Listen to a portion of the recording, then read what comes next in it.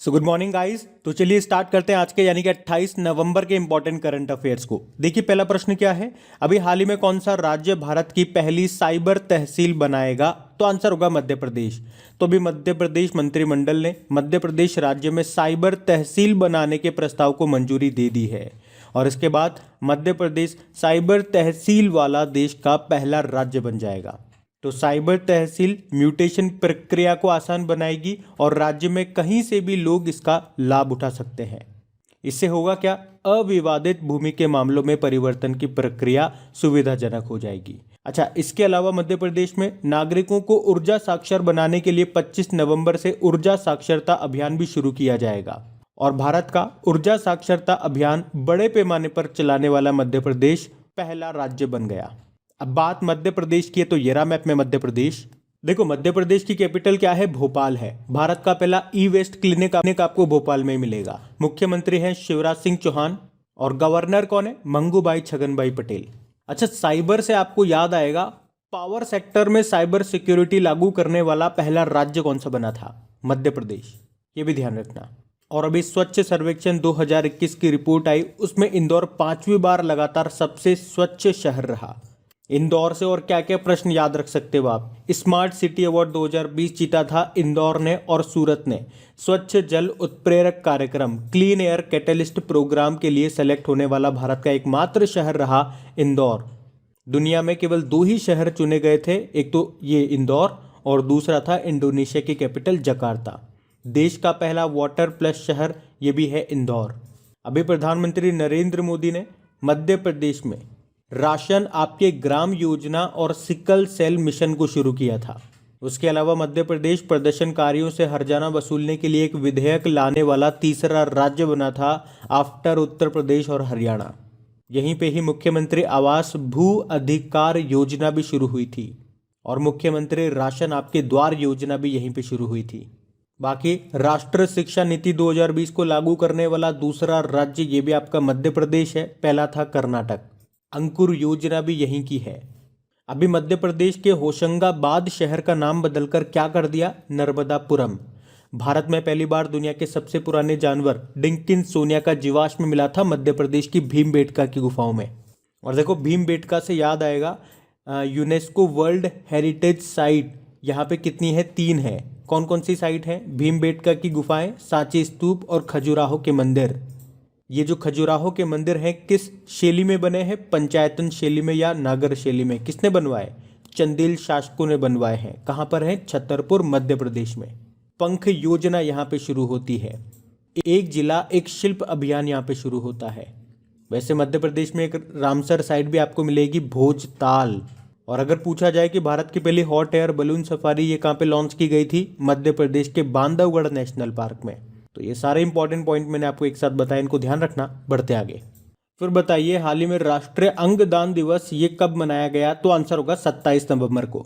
तो भारत में national organ donation day ये हर साल 27 नवंबर को मनाया जाता है। और इस दिन को मनाने का उद्देश्य क्या है, लोगों को जागरूक करना और मृतक दाताओं के द्वारा स्वास्थ्य सेवा और मानव जाति में किए गए निस्वार्थ योगदान को पहचानना, साथ ही मानवता में हमारे विश्वास को फिर से स्थापित करना। और इस साल हमने ये 12वां राष्ट्रीय अंगदान दिवस मनाया। वैसे अंगदान के मामले में, ऑर्गन डोनेशन के मामले में टॉप स्टेट आपका है तमिलनाडु, तो ये ध्यान रखना। बढ़ते आगे। अच्छा, फिर बताइए अभी हाल ही में कॉलिंस डिक्शनरी ने किसे वर्ड ऑफ द ईयर 2021 का नाम दिया? तो आंसर होगा NFT। तो अभी कॉलिंस डिक्शनरी ने NFT शब्द को वर्ड ऑफ द ईयर 2021 चुना है। NFT मतलब नॉन फंजिबल टोकन, अपूर्णीय टोकन। और कॉलिंस डिक्शनरी के अनुसार NFT को एक अद्वितीय डिजिटल प्रमाण पत्र के रूप में परिभाषित किया गया, जो कि एक ब्लॉकचेन में पंजीकृत है। कॉलिंस इंग्लिश डिक्शनरी ग्लासगो में हार्पर कॉलिंस के द्वारा प्रकाशित की जाती है। कुछ दिन पहले हमने पढ़ा था ऑक्सफोर्ड ने भी 2021 का वर्ड ऑफ द ईयर चुना था, किसको, वैक्स को, VAX वैक्स। तो ये भी आपको याद होगा। बढ़ते आगे। फिर बताइए अभी हाल ही में जारी राष्ट्रीय परिवार और स्वास्थ्य सर्वेक्षण के अनुसार भारत में अब प्रति 1000 पुरुषों पर कितनी महिलाएं हैं? तो आंसर होगा 1020। तो अभी केंद्रीय स्वास्थ्य मंत्रालय के द्वारा जारी किए गए national family and health survey के अनुसार, यानी कि राष्ट्रीय परिवार और स्वास्थ्य सर्वेक्षण के अनुसार, भारत में अब प्रति 1000 पुरुषों पर 1020 महिलाएं हैं, जिनमें कोई भी युवा नहीं है और अब जनसंख्या विस्फोट का खतरा भी नहीं है। तो किसी भी जनगणना या राष्ट्रीय परिवार और स्वास्थ्य सर्वेक्षण में ये पहली बार है जब लिंगानुपात यानी कि सेक्स रेशो महिलाओं के पक्ष में है। और साथ में आपको बता दूं कि कुल प्रजनन दर ये भी घटकर 2 रह गई है। अच्छा, विश्व जनसंख्या दिवस कब मनाया जाता है? 11 जुलाई को। और 2011 की जनगणना के अनुसार बात करेंगे तो भारत में लिंगानुपात सेक्स रेशो कितना था? 949 महिलाएं थी 1000 पुरुषों पर। और पॉपुलेशन डेंसिटी कितनी थी? जनसंख्या घनत्व 382 व्यक्ति पर किलोमीटर स्क्वायर एरिया। अच्छा, किस राज्य में पॉपुलेशन डेंसिटी जनसंख्या घनत्व सबसे ज़्यादा रहा? तो आंसर होगा बिहार में। सबसे कम था अरुणाचल प्रदेश में। और वहीं यूनियन टेरिटरीज में बात करेंगे, केंद्र शासित प्रदेशों में, तो सबसे ज़्यादा दिल्ली का है, सबसे कम अंडमान निकोबार का। और सेक्स रेशो के हिसाब से बात करेंगे तो सबसे ज़्यादा केरल में रहा और सबसे कम हरियाणा में। वहीं यूनियन टेरिटरीज में सेक्स रेशो को आप देखोगे लिंगानुपात को, तो सबसे ज़्यादा रहा पुडुचेरी में और सबसे कम रहा दमन व दीव में। तो ये भी आप ध्यान रखना। बढ़ते आगे। फिर बताइए, हाल ही में सनंत तांती का निधन हो गया। वे क्या थे? तो आंसर होगा कवि थे। तो साहित्य अकादमी पुरस्कार विजेता प्रख्यात असमिया कवि सनंत तांती का भी निधन हो गया। याद रखना, उन्होंने केलोईर दिनो अमर होबो नामक कविता संग्रह के लिए 2018 में साहित्य अकादमी पुरस्कार जीता था। अच्छा, साहित्य अकादमी पुरस्कार से एक प्रश्न बन जाता है, कितनी भाषाओं में ये पुरस्कार दिया जाता है? 24 भाषाओं में। और 2021 में हिंदी का साहित्य अकादमी पुरस्कार किसे मिला? अनामिका को, उनके उपन्यास टोकरी में दिगंत थेरीगाता के लिए। और अंग्रेजी का मिला था अरुंधति सुब्रमण्यम को when God is a traveller के लिए। तो ये भी आपको याद रखना है। बाकी देखो, निधन की बात है ना, तो आपको याद होगा पद्मा सचदेवा का नाम, अभी इनका निधन हो गया था। डोगरी भाषा की पहली आधुनिक कवियत्री थी ये। निर्मल कौर भारत की महिला वॉलीबॉल टीम की कप्तान रह चुकी हैं ये, लेकिन अभी इनका निधन हो गया। मिल्खा सिंह की वाइफ थी ये। मिल्खा सिंह का भी निधन हो गया। और मिल्खा सिंह की ऑटोबायोग्राफी का नाम भी याद रखो आप, the race of my life. Man Kaur का निधन हो गया। सबसे उम्रदराज महिला एथलीट थी ये। 105 साल की उम्र में निधन हुआ इनका। अब देखो, 105 साल से आप लिंक कर पाओगे। 105 साल की उम्र में साक्षरता परीक्षा पास करने वाली सबसे उम्रदराज छात्रा कौन रही? भागीरथी अम्मा। निधन हो गया इनका, केरल से थी। अब अम्मा से याद आएगा गौरी अम्मा का नाम। केरल की पहली महिला राजस्व मंत्री थी, निधन हो गया। अच्छा, भारत की पहली महिला कार्डियोलॉजिस्ट कौन थी? एस पद्मावती। और भारत की पहली महिला कमेंट्रेटर चंद्रा नायडू। निधन हो गया इनका भी। उसके अलावा गुरमीत बावा का नाम याद होगा, पंजाबी लोक गायिका थी ये। और दूरदर्शन पर गाने वाली पहली पंजाबी महिला गायिका थी, इनका भी निधन हो गया अभी इफ्को के चेयरमैन का भी निधन हो गया, उनका नाम था बलविंदर नकई। और पहले राष्ट्रीय सुरक्षा सलाहकार का भी निधन हो गया, उनका नाम था ब्रजेश मिश्रा। अभी बीबीसी पर हिंदी में समाचार बुलेटिन पढ़ने वाली पहली महिला थी रजनी कौल, उनका भी निधन हो गया। तो ये नाम भी ध्यान रखना। बढ़ते आगे।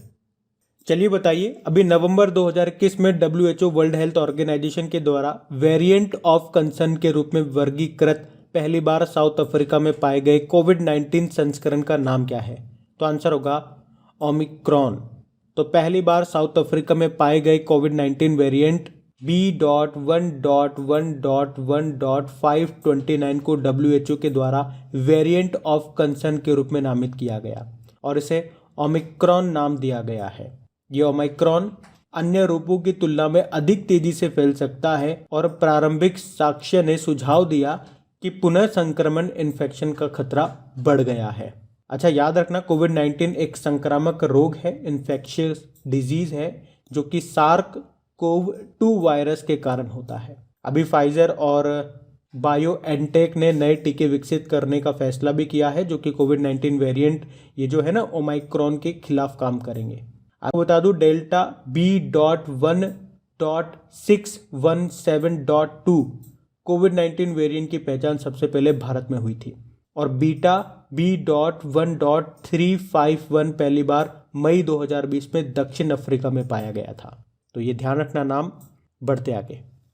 चलिए बताइए, चौथी स्टेल्थ स्कॉर्पियन श्रेणी की पनडुब्बी कौन सी है जिसे अभी हाल ही में प्रोजेक्ट 75 के तहत भारतीय नौसेना में शामिल किया गया? आईएनएस वेला। तो अभी भारतीय नौसेना ने आईएनएस वेला को शामिल किया है, जो कि प्रोजेक्ट 75 के तहत निर्मित भारत की चौथी स्टेल्थ स्कॉर्पियन श्रेणी की पनडुब्बी है। इस पोत का निर्माण फ्रांस के नौसेना समूह के सहयोग से Mazagon dock ship builders limited के द्वारा किया गया। अच्छा, ये चौथी है ना, तो इससे पहले तीन कौन सी है? आईएनएस कलवरी, आईएनएस खंडेरी और आईएनएस करंज। बाकी हमारे नेवल चीफ बताओ कौन है? ये भी नए बने थे। चलो इनका उत्तर आप ही दो आंसर में, कौन है ये? बाकी एयर चीफ मार्शल, ये भी बताओ कौन है? और आर्मी चीफ तो आप जानते ही हो, मनोज मुकुंद नरवणे हैं। बढ़ते हैं आगे। अच्छा बताइए, अभी हाल ही में सैन्य अभ्यास है दक्षिण शक्ति, इसका आयोजन कहाँ पे किया गया? तो आंसर होगा जैसलमेर में। तो थल सेना प्रमुख जनरल मनोज मुकुंद नरवणे ने आयोजित सैन्य अभ्यास दक्षिण शक्ति का अवलोकन किया, जिसमें थल सेना, वायुसेना ने भाग लिया। यह अभ्यास राजस्थान के जैसलमेर के रेगिस्तान में शुरू हुआ। इसमें T-72, T-90 के साथ साथ सेना के विजयंत टैंक और इंडियन एयरफोर्स के ध्रुव और रुदा हेलीकॉप्टर और जगुआर लड़ाकू विमान ने भी हिस्सा लिया। और शक्ति से आपको याद होता होगा, शक्ति नाम का अभ्यास करते हैं हम फ्रांस के साथ में, समुद्र शक्ति और गरुड़ शक्ति करते हैं इंडोनेशिया के साथ में, मित्र शक्ति करते हैं श्रीलंका के साथ में। और अभी प्रधानमंत्री नरेंद्र मोदी ने भारतीय नौसेना को इलेक्ट्रॉनिक वॉरफेयर सूट सौंपा था, जिसका नाम रखा था शक्ति। तो ये भी याद रखना। बढ़ते आगे। फिर बताइए, अभी हाल ही में चेरी ब्लॉसम फेस्टिवल 2021 का आयोजन ये कहाँ पे शुरू हुआ? शिलोंग में। शिलोंग ये मेघालय की कैपिटल है। तो अभी 3 दिवसीय चेरी ब्लॉसम फेस्टिवल का उद्घाटन मेघालय के मुख्यमंत्री कॉनराड संगमा और भारत में जो जापान के राजदूत एम्बेसडर हैं सतोशी सुजुकी, उन्होंने 25 नवंबर को शिलोंग में वॉर्ड्स लेक में इसका उद्घाटन किया। तो वार्षिक उत्सव चेरी ब्लॉसम ये फूलों के वास्तविक खिलने के साथ मेल खाता है और इस अवसर पर शिलोंग साहित्य महोत्सव के पहले संस्करण का भी उद्घाटन किया गया। अब कहाँ पे हुआ? मेघालय में। तो ये रहा मैप में मेघालय।